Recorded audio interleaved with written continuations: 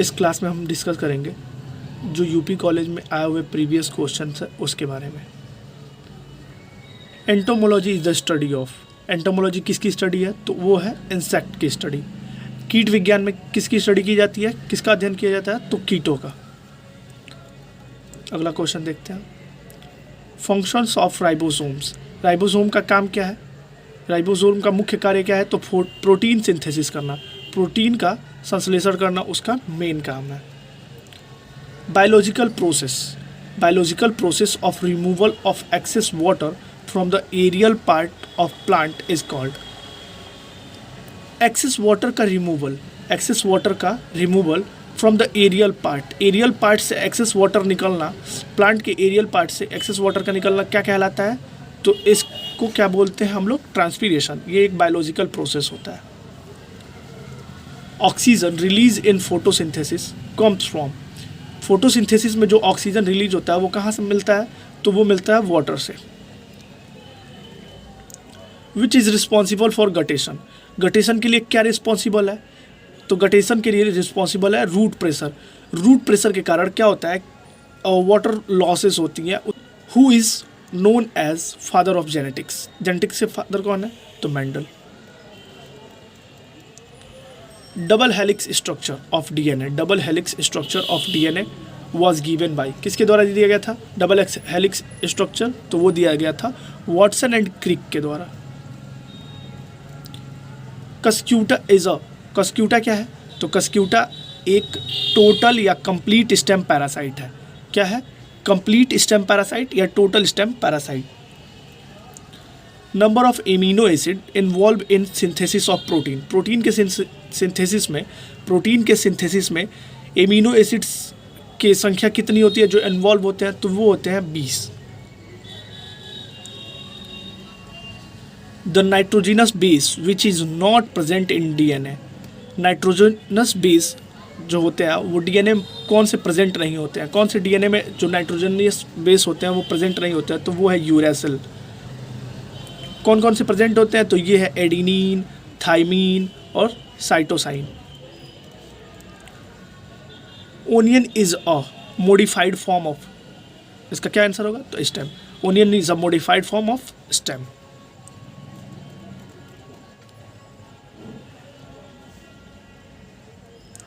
Covid is a, कोविड-19 क्या था? एक वायरल डिजीज थी, एक वायरस था। Which blood group is known as universal blood group, ऐसा ब्लड ग्रुप जो सबको ब्लड दे सकता है, तो वो कौन सा है? तो वो है आपका ओ। का हेटेरोजाइगस F1 का होमोजाइगस रिसेसिव पेरेंट्स के साथ क्रॉसिंग होगा तो क्या कहलाएगा? उसको क्या बोलेंगे? तो टेस्ट क्रॉस बोलेंगे। क्लोव यानी कि लौंग जो होता है, लौंग वो कॉमनली स्पाइस है। ऑब्टेन्ड फ्रॉम कहाँ से ली जाती है? तो वो ली जाती है फ्लावर बर्ड से। BT cotton is a transgenic and is resistance to, BT cotton क्या है? एक ट्रांसजेनिक क्रॉप है और रेजिस्टेंस किसका है? तो ये रेजिस्टेंस है पेस्ट का। कौन से पेस्ट का? तो ये है कॉटन बोलवॉर्म, कॉटन बोलवॉर्म जो होता है उसी का ये रेजिस्टेंस वैरायटी है बीटी कॉटन। बीटी कॉटन का मतलब bacillus thuringiensis cotton. Which of the following is not a greenhouse gas, कौन सा एक ग्रीन हाउस गैस नहीं है? तो वो है हाइड्रोजन, हाइड्रोजन। और कौन सा है? तो CO2 है, मीथेन है, CFC है। Fundamental law of heredity given by George Mendel was a result of experiment on which plant, जो जॉर्ज मेंडल थे जिन्होंने हेरिडिटी का लॉ दिया था, फंडामेंटल लॉ ऑफ हेरिडिटी दिया था, उन्होंने किस प्लांट पे एक्सपेरिमेंट किया था? तो वो किया था पी पे, मटर पे। फॉलोइंग इज C4 प्लांट, कौन सा C4 प्लांट है? तो वो है आपका शुगर केन। और शुगर केन के अलावा कौन कौन से प्लांट जो होते हैं वो C4 होते हैं? तो मेज हो गया, सोरघम हो गया, बार्ले हो गया, हाँ ये सारे क्या होंगे? ये C4 प्लांट्स होंगे। Growing of crop after the failure of main crop, main crop के फेल्योर होने के बाद से एक नया क्रॉप उगा देना क्या कहलाता है? तो वो कहलाता है कैच क्रॉप। कैच क्रॉप एक फसल नष्ट होने के बाद से दूसरी फसल को हम लोग पा लेते हैं, उसको हम लोग बोलते हैं कैच क्रॉप। अब क्या है, petrology is the study of, petrology किसकी स्टडी है, तो petrology is the study of rocks, petrology rocks की स्टडी है। और sweetest variety of mango is, mango की स्वीटेस्ट वैरायटी कौन सी है, तो वो है चौसा। कौन सी है, तो चौसा वैरायटी जो है वो स्वीटेस्ट वैरायटी है। The principal cereal of India, Bharat की मुख्य अनाज वाली फसल कौन सी है, तो वो है राइस। क्या है, rice. Which of the following element is almost non essential for plants, कौन सा प्लांट न्यूट्रिएंट्स है या कौन सा प्लांट एलिमेंट है जो नॉन इसेंशियल है, तो वो है sodium, Na। The land levelling implement is, land को बराबर करने वाली, समतल करने वाली इम्प्लीमेंट कौन सी है, यंत्र कौन सी है, तो वो है आपका पटेला भी है, रोलर भी है और स्क्रैपर भी है। तो इसका मतलब ऑल ऑफ द एबव, यानी कि रोलर, पटेला, स्क्रैपर, ये तीनों के तीनों कौन से इम्प्लीमेंट होंगे, तो लैंड लेवलिंग इम्प्लीमेंट्स होंगे। Which breed of chicken lays the maximum eggs, मुर्गी या चिकन का कौन सा ब्रीड है जो सबसे ज़्यादा अंडा देता है, तो वो है वाइट लेग हॉर्न। कौन सी ब्रीड है, तो वाइट लेग हॉर्न।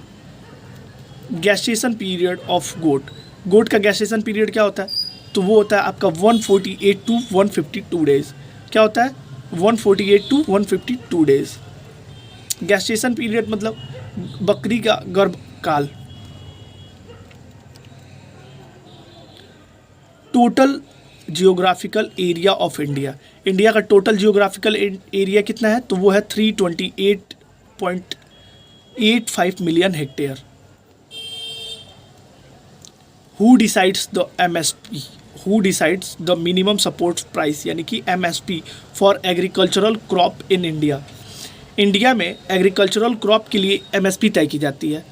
तो MSP कौन निर्धारित करता है, तो वो है आपके CACP, यानी कि agricultural cost and price commission, CACP। CACP क्या करता है, आपका एग्रीकल्चरल जितने भी क्रॉप है उनकी MSP डिसाइड करते हैं। कौन, तो वो है CACP, cost, agriculture cost and price commission. अगला, the central Agmark laboratory is situated at, central Agmark laboratory कहाँ पे है, तो वो है नागपुर में। Relative humidity is measured by, किससे रिलेटिव ह्यूमिडिटी मेजर की जाती है, तो हाइग्रोमीटर से।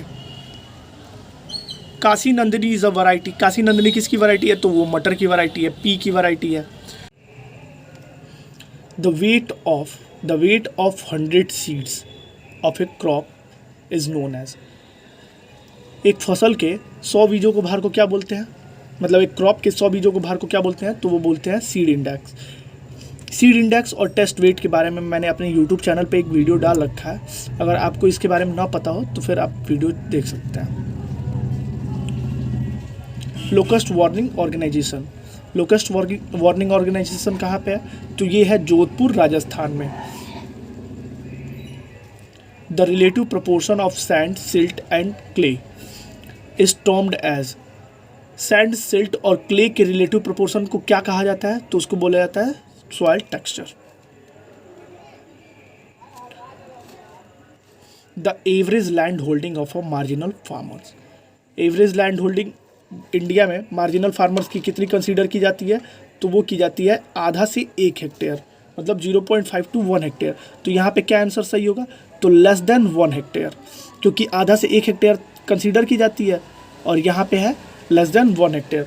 तो average land holding of a marginal farmer क्या होगा, तो less than 1 hectare. Grassland, Indian grassland and fodder research institute कहाँ पे लोकेटेड है, तो Jhansi, Uttar Pradesh. 1 kg of nitrogen is equivalent to, 1 kilogram nitrogen कितने के बराबर होता है, तो वो होता है 2.17 2.17 किलोग्राम यूरिया के बराबर होता है 1 kilogram nitrogen. National farmers day is celebrated on, तो कितने कब सेलिब्रेट किया जाता है? तो 23 दिसंबर, 23 दिसंबर को। किसान दिवस कब सेलिब्रेट किया जाता है? तो वो किया जाता है 23 दिसंबर को। Radish is an example of fusiform root. Radish किसका एग्जाम्पल है? तो फ्यूजिफॉर्म रूट का। Which of the following seed is sold to the farmers for sowing purpose. तो वो कौन सा है? तो वो है सर्टिफाइड सीड्स। सर्टिफाइड सीड्स को क्या किया जाता है? सेल किया जाता है फार्मर्स को। किसके लिए? तो सोइंग पर्पज के लिए। In which part of India rice is grown throughout a year. तो वो है आपका east.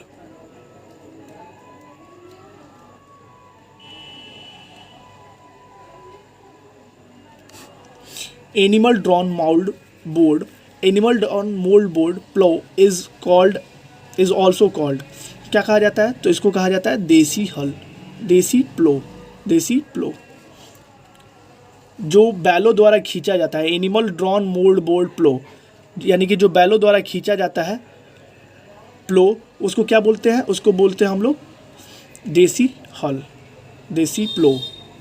Which is the oil seed cum fibre crop. Linseed क्या है? लिनसीड एक ऑयल सीड और फाइबरस दोनों क्रॉप है।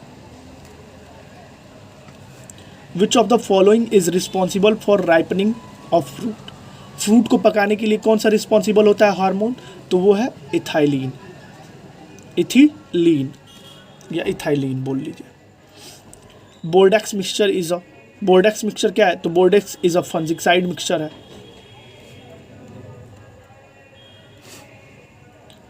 The fertiliser also called nitrochalk. Nitrochalk किस फर्टिलाइजर को बोलते हैं? तो वो बोलते हैं कैन को। कैन मतलब calcium ammonium nitrate. Among the following cereals which has the lowest protein content. इन सभी सीरियल्स में सबसे कम प्रोटीन कंटेंट किस में होता है? तो वो होता है आपका राइस में। राइस में सबसे कम प्रोटीन कंटेंट होता है इन चारों में। Most nutritious pulses crop is, most nutritious pulses crop कौन सी है? तो वो है लेंटिल। कौन सी है? लेंटिल, जिसको मसूर बोलते हैं। Mallika is a variety of mango. Most common method of surface irrigation. Surface irrigation यानी कि जो सतह पर सिंचाई की जाती है उसमें मोस्ट कॉमन मेथड कौन सा देखा जाता है? तो फ्लडिंग मेथड जो है, फ्लडिंग जो किया जाता है, हम लोग खेतों में पानी चला के वैसे ही छोड़ देते हैं, उस मेथड को क्या बोलते हैं? फ्लडिंग मेथड, जो कि most common method of surface irrigation है। The headquarter of directorate of plant protection quarantine and storage is located at. तो ये कहाँ पे है? तो ये है आपका फरीदाबाद।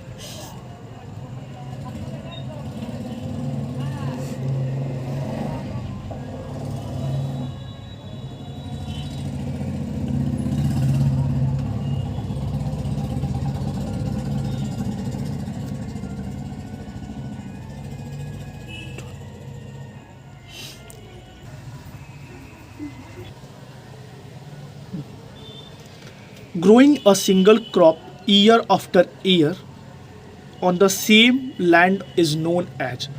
एक ही ज़मीन पर साल दर साल एक ही क्रॉप को, एक ही सिंगल क्रॉप को ग्रो करना, ईयर आफ्टर ईयर मतलब एक साल साल बाद, मतलब साल दर साल। Single crop, growing a single crop, एक सिंगल फसल को ही उगाना ऑन द सेम लैंड, उसी ज़मीन से, क्या कहलाता है? तो मोनोक्रॉपिंग। एक वर्ष में एक ही फसल को लेना क्या कहलाता है? मोनोक्रॉपिंग कहलाता है। Best suited soil for sugarcane cultivation.